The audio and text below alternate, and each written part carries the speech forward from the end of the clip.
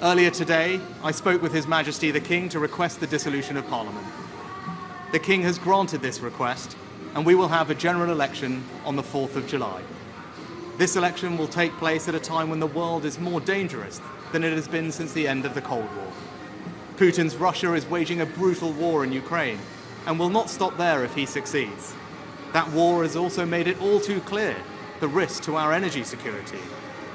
In the Middle East, the forces of Islamist extremism threaten regional and ultimately global stability. These tensions are exploited by extremists who seek to undermine our values and divide our society here at home. China is looking to dominate the 21st century by stealing a lead in technology. And migration is being weaponized by hostile states to threaten the integrity of our borders. And these uncertain times call for a clear plan and bold action to chart a course to a secure future. You must choose in this election who has that plan, who is prepared to take the bold action necessary to secure a better future for our country and our children. Britain will now go into a general election on Thursday, July the 4th. A surprise announcement coming from Prime Minister Rishi Sunak at 10 Downing Street right here behind. A surprise announcement because most political pundits, the opposition and government leaders had been expecting an election to be announced for the autumn of this year, but not a surprise. Over the 24 hours or so preceding the announcement, everything had been building up to it.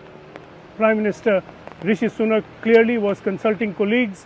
The Foreign Secretary David Cameron cut short his visit to Albania. Defence Secretary Shapps cancelled a visit to Lithuania. All cabinet members were advised to necessarily attend a meeting of the cabinet at Downing Street taking place on Wednesday afternoon. This now sets the scene for an election battle with the Conservatives trailing behind the opposition Labour Party. Labour have been a fairly steady 20 points ahead of Conservatives over the last many months.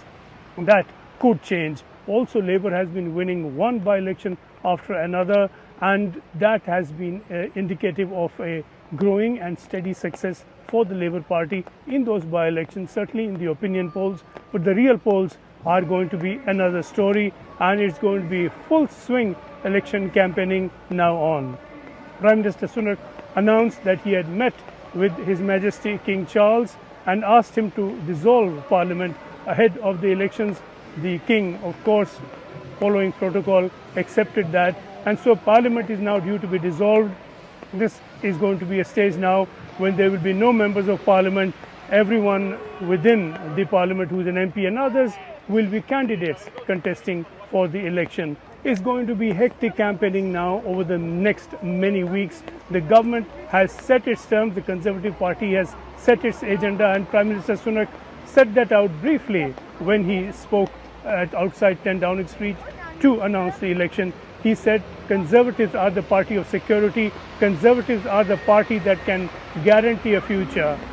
Sunak, in fact, attacked Labour leader Keir Starmer personally. He said he's a man not to be trusted, that he was seeking his position as leader of the opposition for reasons of ambition, not for reasons of any policy or plan that he has in mind that can be implemented. Therefore, he has said that he is the one to be trusted, that the Conservatives are the party to be trusted.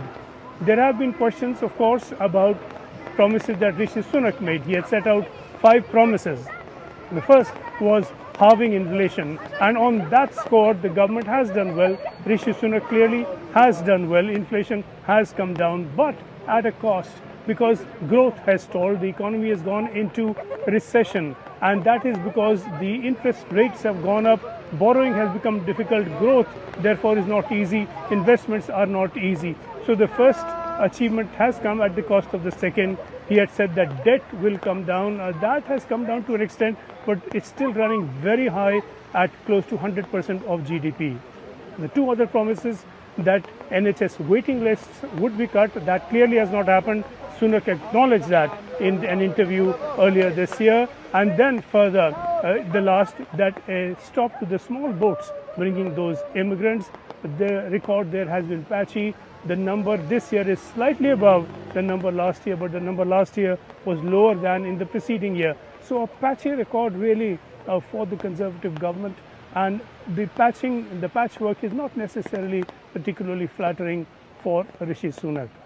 This now is going to be an election where the Labour will have to make a very heavy swing in its favour if it is to form government. That's not necessarily going to be easy, even though it is ahead in the opinion polls. The last time the Labour Party led by Tony Blair won, it recorded a massive swing, and this time the Labour Party will have to record a swing matching that, if not better, and that is quite a big ask. Labour leaders have been conditional, they have been careful in their promises. Keir Starmer has been saying that there's a lot of work to do and that it's not going to be some result taken for granted that Labour necessarily will win, and therefore indicating that there's work cut out for Labour in the weeks of campaigning ahead. But the campaigning is now on. The general election in Britain is now on.